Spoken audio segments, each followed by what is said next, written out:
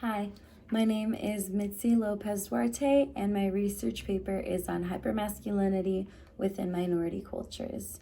I focus on the value that minority cultures put on masculinity and this definition of what it means to be a man and how that pressure can affect boys as they mature. The individual that I interviewed for my project is a cisgendered heterosexual male. He is 22 years old and he is Mexican, Native, and Black. Since birth, he's moved around a lot, so he's experienced many different cultures. He has lived in various parts of Utah, Florida, and California. He has one older sister and 3 younger siblings.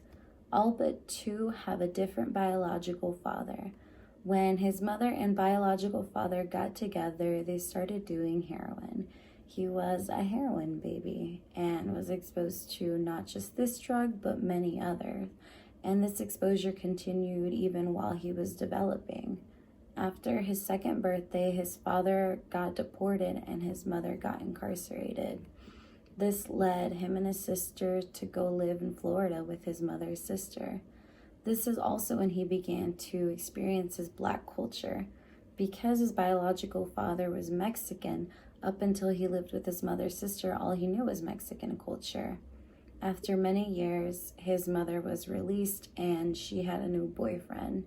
And to surprise them, she also had 2 more children. They reconnected with their mother and then joined all of them in California. So when he was living in California, this is when he also started to experience Native culture. Since he never had a consistent father figure, he had to rely on the culture's definition of what a man is and what steps need to be taken in order to become a man. Within Mexican culture, it could be called machismo, also hypermasculinity.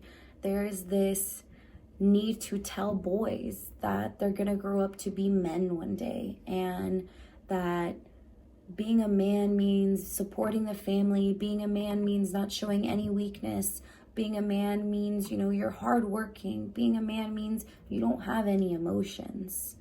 When he started participating in his Native culture, within Native culture, there's a set of guidelines, even rules, that women are allowed to do and that men are allowed to do. For example, women are not allowed to use tools when fishing, when hunting. That's for men. That's a men's job. Men are not allowed to do feminine tasks such as, beading or weaving baskets. Even those simple things, the fact that they are not allowed to do them within this culture even exposes more masculinity. It praises men because men are the providers within this culture. And as he spent more of his time within the Native culture, he started to participate in a lot of cage fighting, wrestling, fishing, hunting, all of these manly tasks that were almost, I wouldn't say forced upon him, but expected of him to do. While he was with an aunt, he was experiencing his Black culture. And within the Black community, there is a lot of hypermasculinity that's almost expected, again, of young boys and young men. There's this over-sexualization. There's, how tough can you be? There's, again, a denying of a right to express emotion. So if you start crying, you're a female, right? You're a little girl. Boys often tease each other for, falling, scraping a knee, and then immediately start crying. It's like, what are you, a little girl?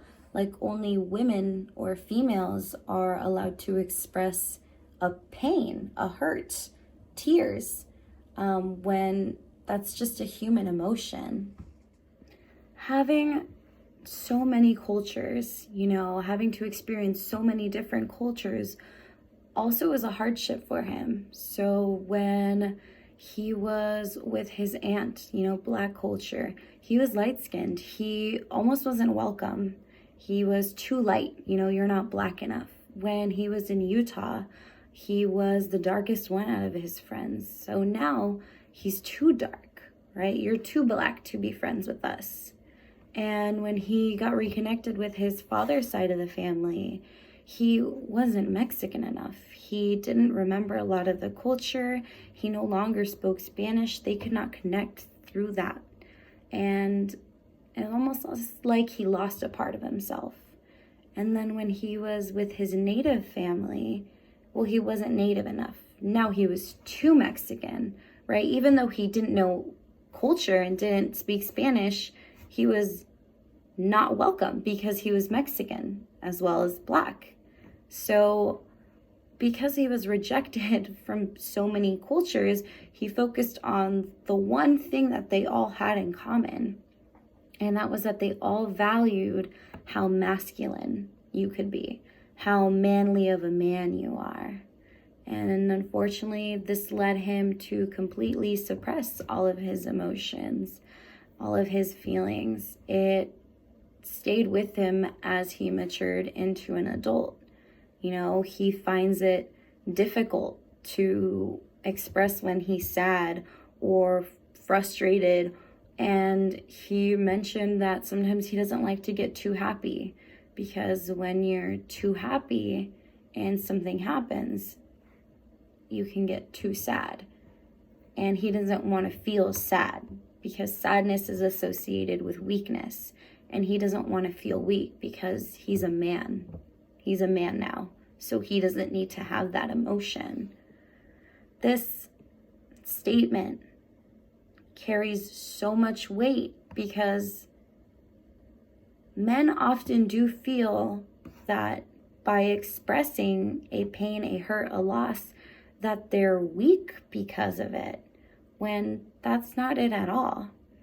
So in conclusion, I can see that all of these cultures that are demanding children to be manly and then giving them completely unrealistic examples of what being a man means is completely toxic. It's not healthy.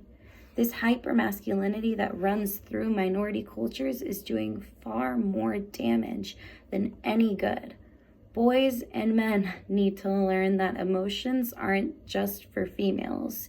Emotions are for humans, and expressing those emotions doesn't make you less worthy of this man title. We need to educate our youth in order to grow and to be more successful as human beings. And once we can do that, we'll be happy and healthier.